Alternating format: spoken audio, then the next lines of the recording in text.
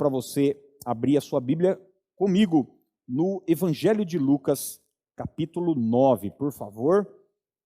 Lucas 9, a gente vai ler do 51 até o 56. Se você está fazendo a sua leitura bíblica junto comigo, no domingo retrasado, eu propus um desafio aqui para a gente ler o Novo Testamento em 2 meses. Se você está junto comigo, você já está no meio de Lucas, tá bom? Essa semana a gente já passa Lucas e João e já vamos entrar nas cartas de Paulo, tá certo? 4 capítulos por dia, em 60 dias, você lê todo o Novo Testamento. E lendo essa semana Lucas, mais uma vez, relendo, né, um evangelho fantástico, o Senhor trouxe muito forte ao meu coração esse trecho, e eu gostaria de partilhar algo com você, muito simples. Eu quero ser direto, objetivo, para depois participarmos da ceia e também podermos adorar a Deus com o dízimo e com a oferta. A gente vai fazer isso no final, tá bom? Lucas 9, 51 em diante diz assim: E aconteceu que, ao se completarem os dias em que devia ele ser assunto ao céu, manifestou no semblante a intrépida resolução de ir para Jerusalém. E enviou mensageiros que o antecedessem. Indo eles, entraram numa aldeia de samaritanos para lhe preparar pousada. Mas não o receberam, porque o aspecto dele era de quem decisivamente ia para Jerusalém. Vendo isso, os discípulos Tiago e João perguntaram: Senhor, queres que mandemos descer fogo do céu para os consumir? Jesus, porém, voltando-se, os repreendeu e disse: Vós não sabeis de que espírito sois, pois o Filho do Homem não veio para destruir as almas dos homens, mas para salvá-las. E seguiram para outra aldeia. E seguiram para outra aldeia. É de causar espanto como em tão pouco tempo Jesus foi capaz de impactar a história da humanidade. Jesus não só impactou aqueles 12 homens que andavam com ele, a multidão que o seguia, mas a vida de Jesus foi capaz de dividir a história em antes de Cristo e depois de Cristo. E você conhece a Bíblia, sabe que Jesus fez isso não como Deus, mas como homem, que ele também era. E é interessante que Jesus fez isso em pouquíssimo tempo. Ele viveu 33 anos nessa terra, e Lucas vai declarar que ele começa o seu ministério aos 30 anos. Então Jesus teve, de fato, desses 33 anos de vida aqui na terra, somente 3 anos e meio de ministério. Mas foram 3 anos e meio intenso de ministério. Jesus não parava, ele estava em constante movimento, se deslocando de uma cidade para outra. E nós sabemos que o fato de estarmos aqui é resultado do êxito que Jesus teve na sua trajetória e na sua caminhada. E eu creio que todos nós que estamos vivendo essa vida, eu não sei quantos anos você tem agora, em que momento essa mensagem chega até você, mas todos nós, assim como Jesus, queremos ter êxito, sucesso na nossa história, prosperidade. A gente quer que a nossa vida dê certo. E não tem nada de errado com isso, pelo contrário. Se você está passando pela vida achando que se der, deu, se não der, não deu, isso sim é preocupante. E Por que eu estou dizendo isso? Porque a gente está diante de um trecho que nos ensina pelo menos 3 lições importantíssimas para quem quer ter sucesso, êxito, vitória na sua caminhada. Certamente eu estou falando para pessoas aqui casadas que querem ter vitória no seu casamento. Talvez eu esteja falando para pessoas aqui solteiras que querem se casar e ter vitória na vida emocional. Talvez eu esteja falando para homens e mulheres que sonham com sucesso ministerial, profissional, seja de que área for, todos nós queremos triunfar onde nós estamos. E a gente sabe que isso não é resultado do acaso. A gente sabe que essas coisas dependem de passos, de passos assertivos na nossa caminhada e na nossa trajetória. E eu quero deixar 3 deles aqui para a gente pensar, passos que Jesus fazia uso. O primeiro deles é o seguinte: tenha objetivos bem definidos. Eu vou repetir: tenha objetivos bem definidos. Gente, é impressionante como Jesus não se distraía. Você vai olhar para a vida de Jesus, para a história de Jesus, para o ministério de Jesus, a capacidade de foco, de ter uma meta, um objetivo, um plano traçado e buscar esse plano, ir atrás desse plano, desse objetivo, era uma coisa assim impressionante na vida de Jesus. Tanto é que, como eu disse, com 3 anos e meio apenas de trabalho ministerial, ele foi capaz de colocar o mundo de cabeça para o ar. Esse trecho vai trazer a seguinte expressão no verso 51, que Jesus manifestou no semblante.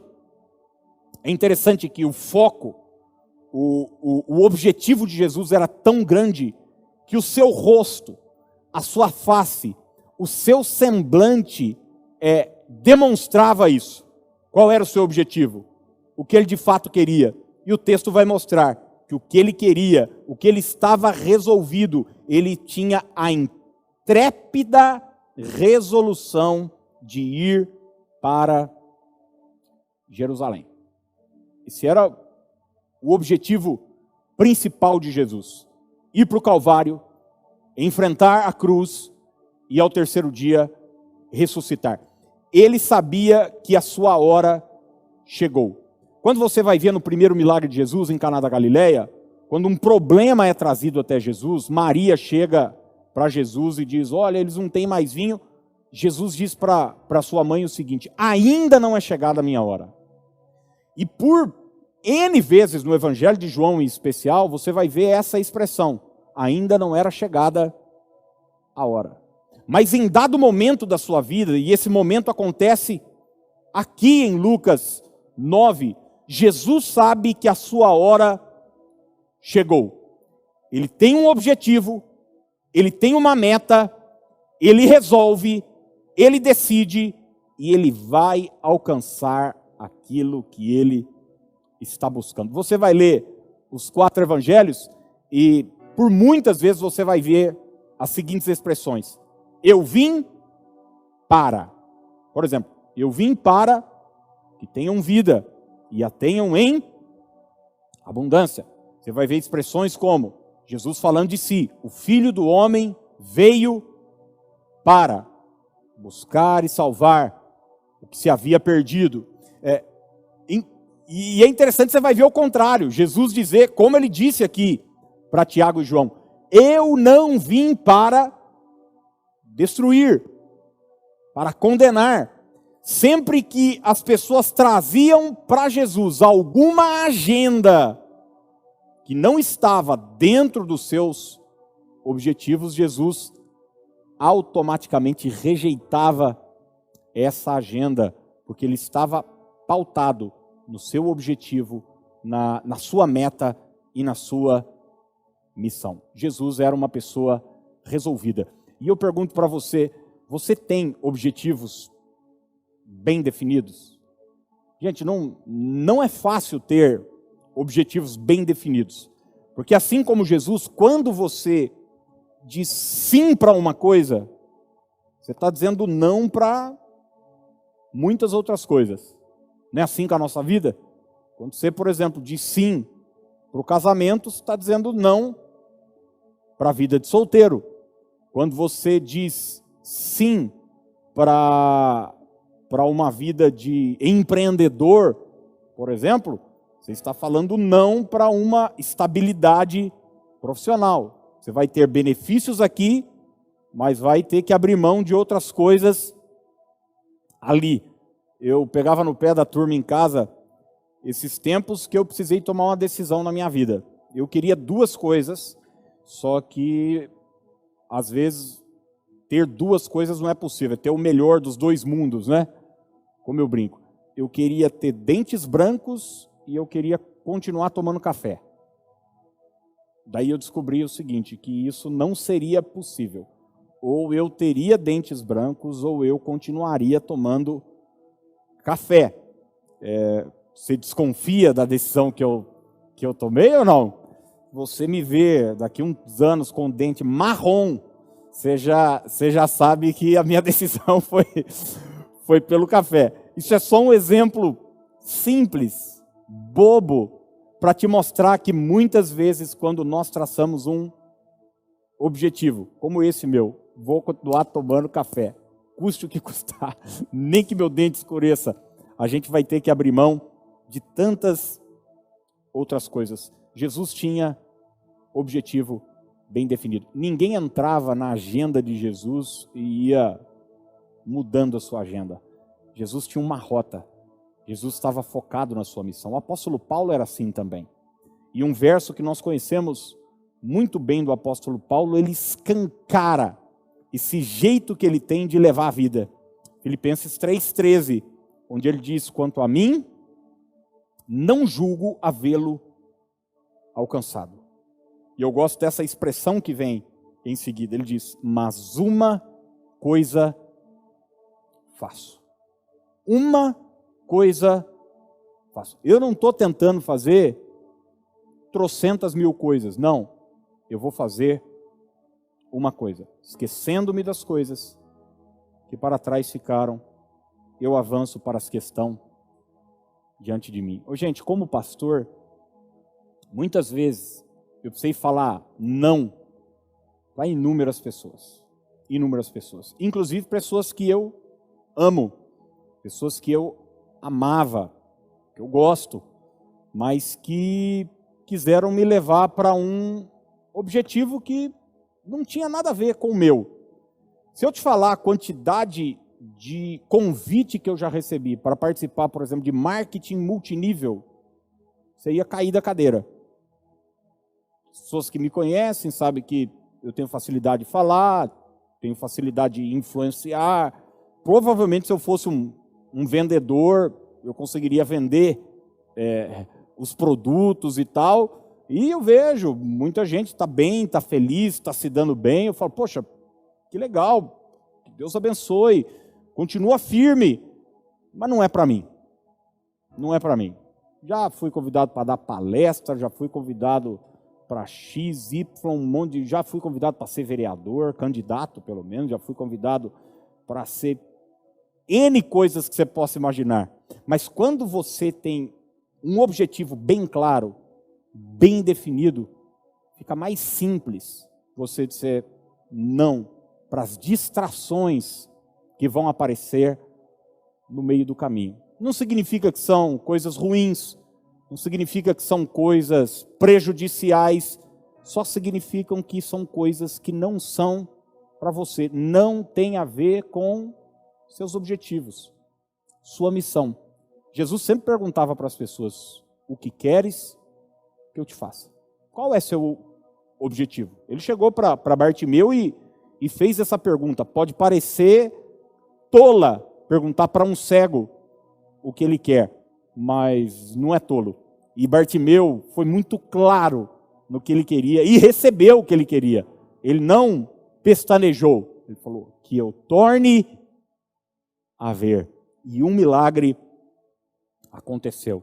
Então a primeira coisa que precisa estar muito evidente na nossa vida, e o primeiro passo é esse: eu vou ter um objetivo, uma meta clara. Eu estou decidido. Jesus estava decidido a ir para Jerusalém, a ponto disso exalar pelos seus poros, a ponto disso ser denunciado pelo seu próprio semblante.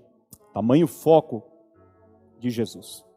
A segunda coisa, se você quer alcançar vitória naquilo que faz, despreze o desprezo. Vou repetir, despreze o desprezo. Se você for buscar a origem da palavra desprezo, você vai ver que ela está ligada à comercialização, porque ela traz a ideia de preço. Então, desprezar é abaixar o preço, desprezar é desvalorizar.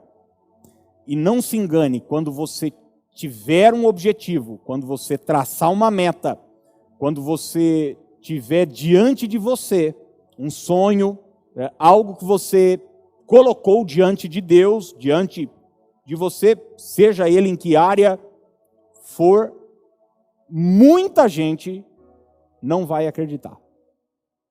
Muitas pessoas não vão te apoiar. Muitas pessoas vão desprezar. Muita gente fará de tudo, até inclusive para atrapalhar. Você sabe que por muito tempo, minha maior crise no ministério, por ter começado muito novo, eu era imaturo em algumas coisas, eu não tinha vivência suficiente, mas eu fui aprendendo, errando. Mas uma das minhas maiores frustrações no começo é que eu pensava o seguinte: meus objetivos, as minhas metas são lícitas, são boas. Eu queria pregar, eu queria abençoar as pessoas, eu queria levar o evangelho. Então eu pensava que por eu ter boas intenções, as pessoas iam me apoiar, ou pelo menos elas não me rejeitariam. E foi aí que eu me enganei. Não é porque você é bem intencionado que todo mundo vai te apoiar. Pelo contrário, algumas pessoas vão se levantar contra. E não existe maior distração na jornada, gente, do que dar atenção ao desprezo, do que se agarrar à desvalorização. Você que é comerciante, você vai saber do que eu estou falando. Suponhamos que você tenha um salão de beleza, você corta cabelo. E daí você tem lá, atende 10, 15 clientes por dia. É um salão que está com um bom movimento. Daí suas clientes estão felizes, elas saem, fazem lá a sua coisa, elogiam você, sempre voltam, mês que vem estão de volta, e aquele clima está gostoso e tal. Mas no meio do dia, lá a 13ª cliente saiu reclamando, falando mal, dizendo não gostei e tal, e reclamando da coloração do cabelo, do corte que você fez. Ela reclamou. Seja honesta, você vai para casa como? Você teve 14 aprovações e uma rejeição. Quantas vezes nós deixamos que uma rejeição, uma palavra ruim entre no nosso coração? Sabe? E essa é uma das maiores armas de Satanás. O texto vai dizer no verso 53 que quando Jesus mandou os discípulos irem até Samaria para preparar uma pousada para ele, ele tinha um objetivo de ir a Jerusalém. Ele estava, ele estava na divisa de Israel, lá no norte, quando ele resolve ir para Jerusalém. Em Cesareia de Filipe, ele está descendo a nação, e ele vai passar por Samaria. Então ele diz para os discípulos: Tiago e João vão na frente e já vão ajeitando o hotel, a pousada e tal, para a gente chegar. Eles andavam em 12 pelo menos, né? Sempre tinha mais um ou outro ali, então para já estar tudo preparado quando ele chegasse, para não perder tempo. E quando Tiago e João chegam, e Jesus chega, a Bíblia diz que os samaritanos não o receberam. E sabe por que não o receberam? Porque o aspecto dele era de quem decisivamente ia para Jerusalém. Sabe o que causou desprezo por parte dos samaritanos? O objetivo de Jesus. A meta de Jesus. Jesus tinha um objetivo de ir para Jerusalém, e é exatamente esse objetivo de Jesus que produziu nos samaritanos, que não se davam com os judeus. Você sabe disso, você que conhece a Escritura sabe, justamente porque Jesus ia para Jerusalém. Entenda uma coisa, Satanás não te ataca por conta de quem você é. Satanás te ataca por conta de quem você se tornará. O diabo, ele tem medo do seu futuro. Ele tem medo do seu objetivo. Ele tem medo do que a sua vida vai provocar. Os seus sonhos vão provocar. Não é nada pessoal. Não é nada com você. Mas é com o seu objetivo.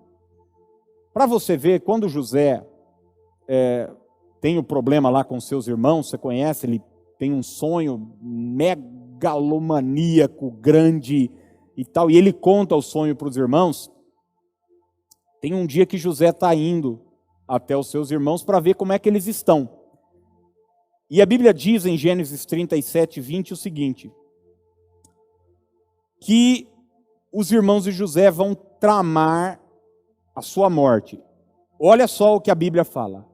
Vinde, pois, agora, José está vindo e os irmãos estão aqui. Vinde, pois, agora, matemo-lo e lancemo-lo numa dessas cisternas. E diremos, um animal selvagem o comeu. Eles estão tramando a morte de José. E agora eles apresentam a razão pela qual eles estão tramando a morte de José. Eles terminam dizendo, e vejamos em que lhe darão os sonhos. E vejamos em que lhe darão os sonhos. O problema dos irmãos de José não era com José, mas com o sonho de José. O problema dos samaritanos não era com Jesus. Jesus já tinha ido para Samaria, conversou com aquela mulher. Você conhece a história, inclusive muitos samaritanos começaram a acreditar que ele era o Messias. O problema dos samaritanos era com o objetivo de Jesus. Era com a missão de Jesus. Sabe, gente, entenda, quando você for uma pessoa decidida, quando você tiver objetivo na vida, quando você souber falar sim e também souber falar não, se prepare, você vai desagradar algumas pessoas. E algumas pessoas vão passar a te desprezar por causa disso. Agora, é necessário nesse momento maturidade para você desprezar, não a pessoa, desprezar o desprezo da pessoa. Você não ligar. Eu estou dizendo isso porque Tiago e João, quando veem aquilo, eles ficam doidos. Eles tinham um temperamento difícil. Tanto é que Jesus os chama de Boanerges, filhos do trovão. Olha só, o mesmo João que vai se tornar um cordeirinho lá na frente, né? Escrevendo, amados, filhinhos e tal. O que Jesus faz na vida de uma pessoa. Mas João chega para Jesus junto com Tiago, eles eram irmãos. E aí, quer que a gente ore, mande descer fogo do céu e queime todos esses caras aqui? Vamos revidar. Porque o desprezo dos samaritanos afetou o coração de Tiago e João. mas não afetou o coração de Jesus. Jesus simplesmente não levou em conta o desprezo. Quem sabe, eu conheço pessoas que estão há décadas agarradas a um desprezo. Foram desprezadas pelo pai, foram desprezadas pela mãe, foram desprezadas por um irmão, uma irmã, uma avó. E elas passam a vida buscando a aprovação dos outros, e essa busca constante da aprovação de terceiros vai gerar ainda mais desprezo, porque ela nunca vai conseguir ter o que ela está buscando. Eu, como líder, muitas vezes já fui colocado pelas pessoas numa figura dessa, de um pai que precisa... Nunca me coloquei, mas infelizmente as pessoas emocionalmente são empurradas para isso. E como é ruim, e como é danoso, desprezo. Seja capaz de virar a página. Hebreus capítulo 12, diz que Jesus correu com perseverança a carreira que lhe estava proposta, olhando firmemente para o autor, que nós devemos correr, a carreira que nos está proposta, olhando firmemente para o autor e consumador da nossa fé. E daí, o autor aos Hebreus usa o exemplo de Jesus. Ele diz, o qual, em troca da alegria que lhe estava proposta, suportou a cruz, e a expressão seguinte diz, não fazendo caso da ignomínia. Ignomínia é vergonha, desprezo. Em outra versão diz, sem se importar com a vergonha, sem se importar com o desprezo. Jesus foi a pessoa, segundo Isaías, o mais rejeitado dentre todos os homens. Você que tem um histórico de rejeição e talvez esteja se sentindo mal, aquilo que você passou perto de Jesus não foi absolutamente nada. Ele foi o mais rejeitado dentre todos os homens. Isaías 53 vai dizer que ele não tinha aparência, ele não tinha formosura. Jesus era desprezado por tanta gente, mas isso não o afetava. Isso não afetava a sua missão. Ele nunca se agarrava ao desprezo das pessoas. Ele simplesmente desprezava o desprezo e fazia uma terceira coisa, que é a última lição que eu quero deixar aqui para nós orarmos. Jesus continuava em frente.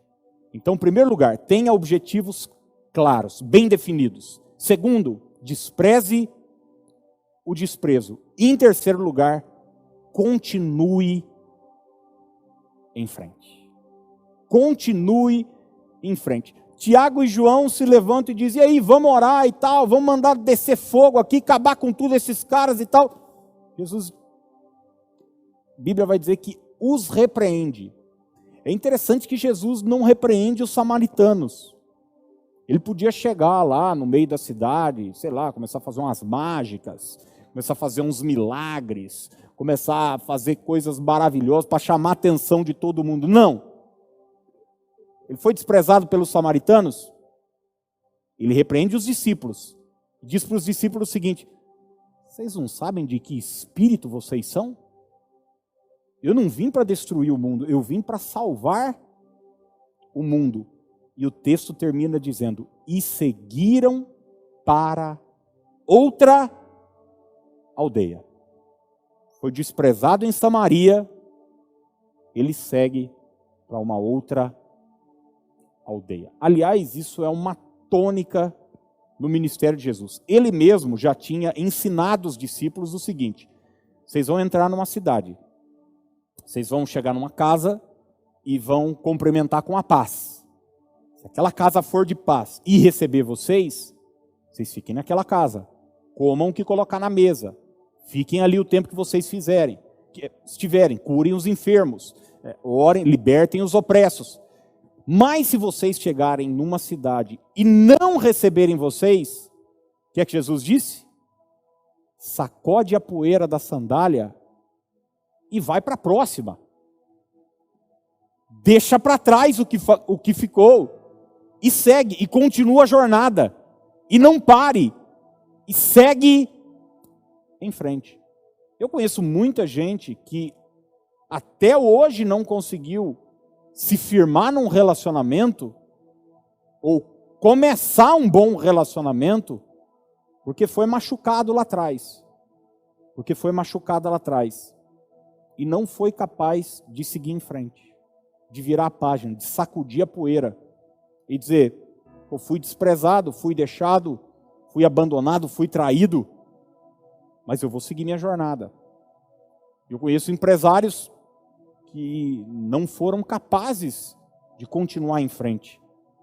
Eu conheço amigos pastores que não foram capazes de continuar em frente, de perseverar, de ser capaz de sacudir a poeira e ir em frente. Ô gente, na vida nós vamos ter pessoas que nos aprovam e pessoas que nos desaprovam. Uma das coisas lindas que o Senhor me mostrou nessa leitura de Lucas foi exatamente isso.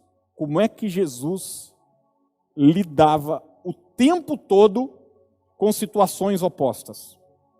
Vou te dar um exemplo. Se você estiver marcando aí na Bíblia, vá anotando esses textos, depois você lê. Em Lucas 4, 28, ele está em Nazaré. E a Bíblia diz que todos na sinagoga, quando ouviram Jesus falar, se encheram de ira. E levam Jesus para um cume de um monte, que é conhecido como o Monte da Precipitação. E querem jogar Jesus ladeira abaixo, matar Jesus. Mas a Bíblia diz que Jesus passa no meio deles. E o verso 31, que é o verso seguinte, diz que ele desceu para Cafarnaum, cidade da Galileia, e os ensinava no sábado. E muitos se maravilhavam da sua doutrina. Olha só, gente, é o mesmo Jesus. O começo do capítulo 4 diz que ele está cheio do Espírito. Diz que ele está andando no poder do Espírito. Mas ele prega num lugar, é desprezado. Daí ele segue em frente, chega no outro, as pessoas o recebem maravilhadas, com alegria.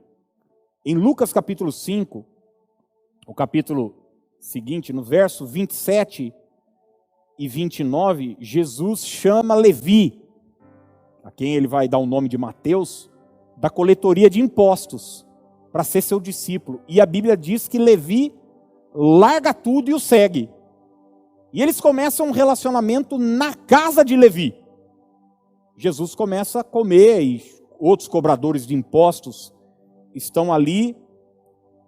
E o mesmo capítulo 5 que mostra Levi deixando tudo para seguir Jesus, no verso 30 mostra os escribas e os fariseus murmurando porque Jesus estava se relacionando com cobradores de impostos e publicanos. No capítulo 6, ele cura um homem com a mão ressequida que está feliz da vida. Mas nesse mesmo ambiente, tem alguns escribas e religiosos que ficam doidos da vida, porque Jesus curou aquele cara. E era sábado. Você vai notar que nada está parando Jesus, hein? Nem a aprovação das pessoas, nem a rejeição das pessoas. Eu me lembro um texto do Evangelho de Marcos, que Jesus chega, um avivamento está acontecendo em Cafarnaum, os discípulos dizem o seguinte: onde é que o senhor estava? Ele está no monte orando, todos te procuram, e tal. Jesus diz, não, vamos para a próxima aldeia, tem muitos lugares ainda para eu ir. Ele não para nem quando é aprovado, muito menos quando é rejeitado. Ele continua em frente. Ele tem um objetivo, ele tem uma missão, ele tem uma meta para cumprir, e ele vai em frente. No capítulo 7, você vai ver aquele centurião, aquele cara que Jesus diz o seguinte: em Israel eu não achei uma fé igual a desse homem. E no mesmo capítulo 7, no verso 20, você vai ver João Batista questionar se Jesus de fato é mesmo o Messias. Olha só, um centurião expressa uma fé firme, com uma palavra se eu disser, meu servo será curado. Mas João Batista está preso e de repente suas circunstâncias geram dentro dele essa inquietação. E ele manda 2 discípulos perguntar para Jesus, o senhor é mesmo o Messias ou a gente deve esperar um outro? No capítulo 7 ainda, tem uma mulher que derrama uma oferta de um perfume caríssimo e beija os pés de Jesus, e chora aos pés de Jesus, e é na mesma casa de Simão, o fariseu que despreza Jesus. Jesus disse para ele, Simão, eu cheguei aqui, você não me beijou, essa mulher não para de beijar meu pé. Você não ungiu minha cabeça, ela derramou um perfume nos meus pés. Simão, por que você está incomodado com ela? Jesus no capítulo 8 é expulso de Gadara.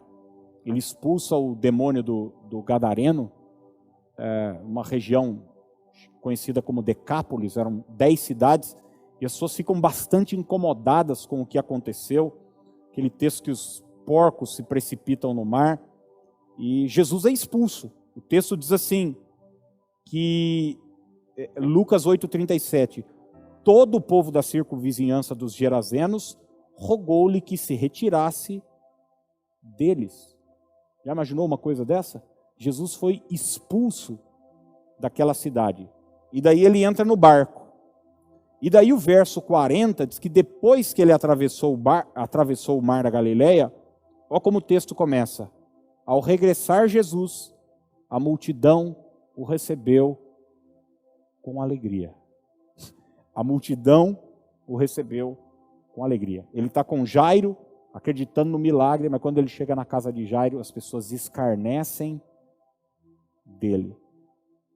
Mas uma lição aqui, e eu termino agora, fica para nós. Nada parava Jesus. Ele era capaz de continuar em frente. Deixa eu perguntar algo para você. Será que algo nesse tempo tem te paralisado? Uma palavra de alguém, uma crítica, uma situação econômica? Eu não sei, irmãos, a maior parte das coisas que acontecem na nossa vida, nós não temos controle, não temos mesmo. Mas uma coisa a gente tem o controle, se a gente vai se entregar, ou se a gente vai se levantar e continuar em frente. E hoje a minha oração por você é que você seja capaz de continuar em frente. Continuar buscando seus objetivos. Continuar. Eu não tenho controle dessa pandemia. Eu gostaria que a igreja estivesse aberta e hoje à noite a gente tivesse aqui centenas e centenas de pessoas, a gente pudesse abraçar e tal. Eu não tenho controle sobre isso. Então, é desse jeito que vai ser, por enquanto. Mas uma coisa eu tenho controle. Isso aqui não vai me parar. Tem que ser assim na nossa vida. Tem que ser assim na nossa família. Tem que ser assim na nossa finança. Um sócio foi lá, puxou seu tapete. Um concorrente foi desleal. Tome uma decisão. Mesmo assim, eu vou continuar em frente. Talvez eu vá ter que me reorganizar. Talvez eu vá ter que abaixar um pouco o padrão, talvez eu vá ter que me rebolar de uma forma ou de outra, mas uma coisa eu não vou fazer. Eu não vou ficar prostrado. Eu não vou ficar no chão. Eu me levantarei e continuarei na direção pelo qual o Senhor me chamou. Quero convidar você hoje para ir para a próxima aldeia, para dar o próximo passo, para caminhar mais um pouco, talvez com lágrimas, talvez com dores físicas, talvez com o descrédito de alguns, talvez com o desprezo de muitos outros, mas eu quero te incentivar. Continue em frente, porque um dia você não vai prestar conta para quem te desprezou. Quem vai estar sentado no trono não vai ser a sua vizinha que não acredita em você. Não serão os familiares que te rejeitam. Quem vai estar sentado no trono não são seus críticos nas redes sociais. Quem vai estar sentado no trono pedindo prestação de contas é o Senhor. E é a Ele que nós devemos reverência. E o Senhor te diz hoje à noite, continue em frente. Não pare. Você vai passar pelo fogo, você não vai te queimar. Você vai passar pelas águas, elas não te submergirão. Você vai passar pelo vale da sombra da morte, você não precisa ter medo, porque eu estou contigo. Tem uma mesa preparada depois desse vale. Vai ser um lugar de honra, de bênção e de vitória na sua vida. Eu gostaria de orar por você. Eu vou pedir para você nessa hora, se puder, orar junto comigo. O pessoal da música vai chegar e a gente já vai se preparar para a ceia. Mas eu quero que essa palavra, ela produza no seu coração algo extraordinário.